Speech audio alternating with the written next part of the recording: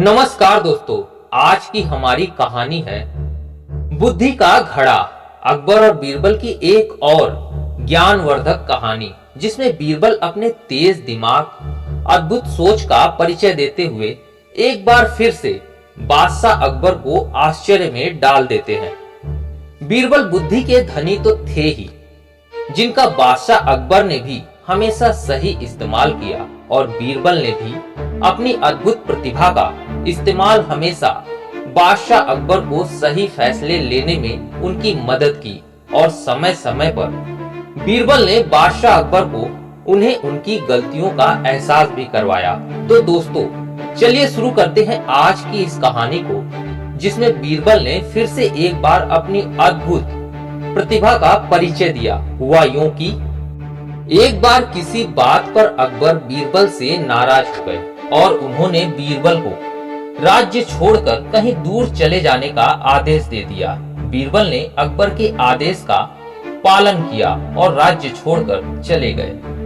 कुछ समय बीतने के बाद अकबर को बीरबल की याद आने लगी। कई महत्वपूर्ण मुद्दों पर बीरबल का मशवरा अकबर को निर्णय लेने में मदद करता था, इसलिए बीरबल के बिना निर्णय लेने में अकबर को असुविधा होने लगी। आखिरकार उन्होंने अपने सैनिकों को बीरबल को ढूंढने के लिए भेजा।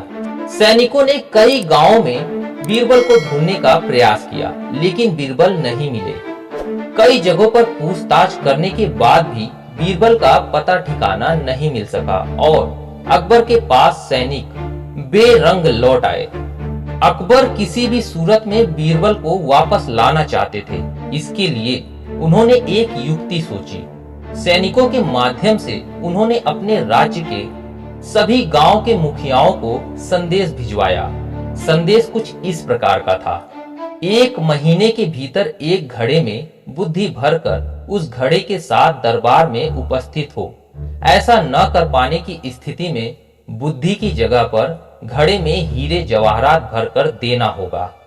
अकबर का ये संदेश सैनिकों द्वारा गांव-गांव में प्रसारित किया गया।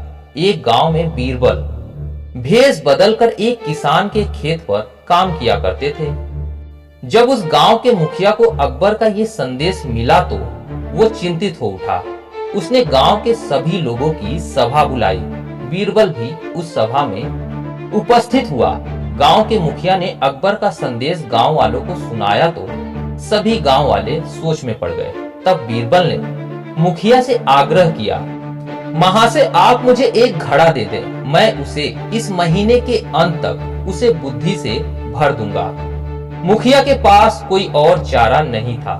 उसने एक घड़ा बीरबल को दे दिया। बीरबल वो घड़ा लेकर किसान के उस खेत पर चला गया जहां वो काम किया करता था। वहां उसने कद्दू उगाए हुए थे। उनमें से ही एक छोटे से कद्दू को उठाकर उसने घड़े में डाल दिया। कद्दू अब भी अपनी बेल से लगा हुआ था। बीरबल उस कद्दू को नियमित रूप से खाद पानी देने लगा और उसकी अच्छी तरह से देखभाल भी करने लगा, जिससे धीरे धीरे कद्दू बढ़ने लगा। कुछ दिनों बाद कद्दू का आकार इतना बड़ा हो गया कि उसे घड़े से बाहर निकाल पाना असंभव था।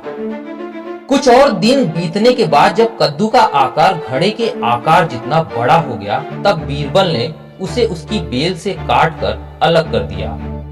घड़े का मुंह कपड़े से ढकने के बाद वह गांव के मुखिया के पास पहुंचा और वह घड़ा उसे देते हुए बोला, यह घड़ा बादशाह अकबर को दे देना और उनसे कहना कि इसमें बुद्धि भरी हुई है। उसे बिना काटे और इस घड़े को बिना फोड़े उसे निकाल लीजिए।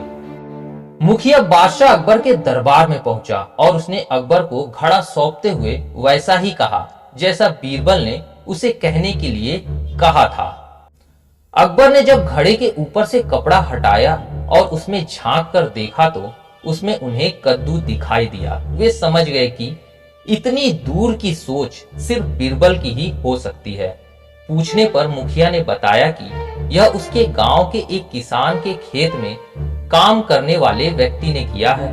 अकबर जान चुके थे कि वो व्यक्ति कोई और नहीं बल्कि बीरबल है। वे तुरंत मुखिया के गांव गए। वहां किसान के घर जाकर बीरबल से मिले और उससे माफी मांगकर वापस दरबार में ले आए। तो दोस्तों इस कहानी से हमें सीख यही मिलती है कि हर समस्या का कोई ना कोई हल अवश्य होता है। उम्मीद है कहानी आप लोग को पसंद आई हो। पसंद आई हो तो लाइक और सब्सक्राइब जरूर कीजिएगा। मिलते हैं अगली कहानी में, तब तक के लिए धन्यवाद।